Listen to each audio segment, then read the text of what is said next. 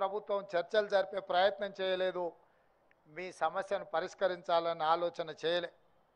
నాకు తెలిసి ఆ రోజే మీ సంఘాలను రద్దు చేసి మీ కార్మికుల సమస్యలను చర్చల ద్వారా పరిష్కరించని ప్రభుత్వాన్ని రద్దు చేయాలని ఆ రోజే మీరు సిద్ధమైనరు.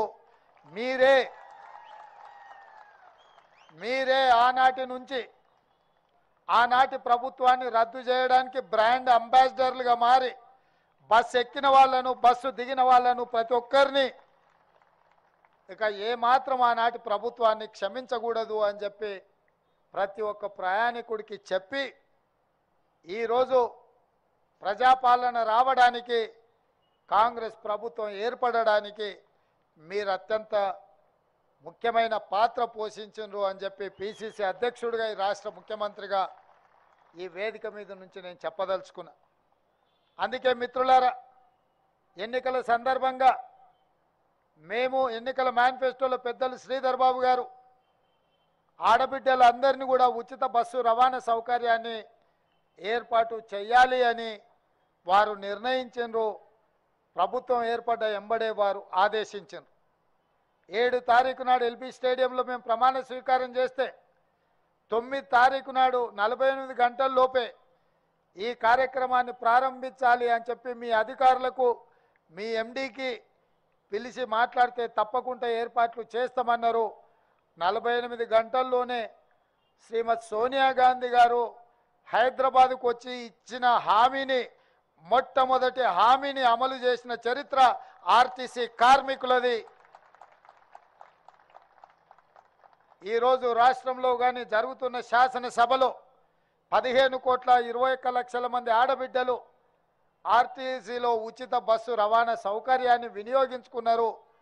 దీనికి దాదాపుగా 531 కోట్ల రూపాయల ఖర్చు అయింది అని చెప్పి లెక్కలు చెప్తున్నాయి. రవాణా ఏర్పాట్లు అమలు చేసింది మీరైతే మీకు అవసరమైన నిధులు బట్టి విక్రమార్క గారు ఈ సంస్థ లాభాలలో నడవాలి, కార్మికుల జీత భత్యాలు 1 తారీఖున వాళ్ళ ఖాతాలో పడాలి అన్న ఆలోచనతోటి ఇతరత్ర ఖర్చులను తగ్గించుకొని దుబారా లేకుండా నిజమైన అవసరాలను దృష్టిలో పెట్టుకొని ఒక కుటుంబ పెద్దలాగా తమకు వచ్చే ఆదాయాన్ని పొదుపుగా అవసరాలకు వినియోగించుకునే విధంగా బాధ్యతాయుతంగా ఆర్థిక మంత్రిగా వారు కార్మికుల ఖాతాలో ఆ నగదు వేయడం జరుగుతుంది. ఇవాళ మనస్ఫూర్తిగా నేను వారిని అభినందిస్తున్నా. తెలంగాణ రాష్ట్రంలో కాంగ్రెస్ ప్రభుత్వం ఏర్పడ్డ తర్వాత మొట్టమొదటి బడ్జెట్ని ఈరోజు శాసనసభలో ప్రవేశపెట్టిండు. వాస్తవాల ప్రాతిపదికన నిజమైన అంకెలతో ఈరోజు బడ్జెట్ను ప్రవేశపెట్టిండు. గత ప్రభుత్వం గత సంవత్సరం 2,90,000 కోట్ల రూపాయల అంచనాతో బడ్జెట్ ప్రవేశపెట్టింది. అధికారులతో మాట్లాడితే ఈసారి 3,50,000 కోట్లతోని అంచనాలు తీసుకొచ్చి ఆర్థిక మంత్రి గారికి చూపించారు. వారు అడిగినరు, ఇది వాస్తవ రూపం దాలుస్తుందా, ఇది నిజమేనా అని. లేదు సార్, ఇది వాస్తవ రూపం దాల్చదు, ఇది అబద్ధమని అధికారులు వారికి చెప్పిండ్రు.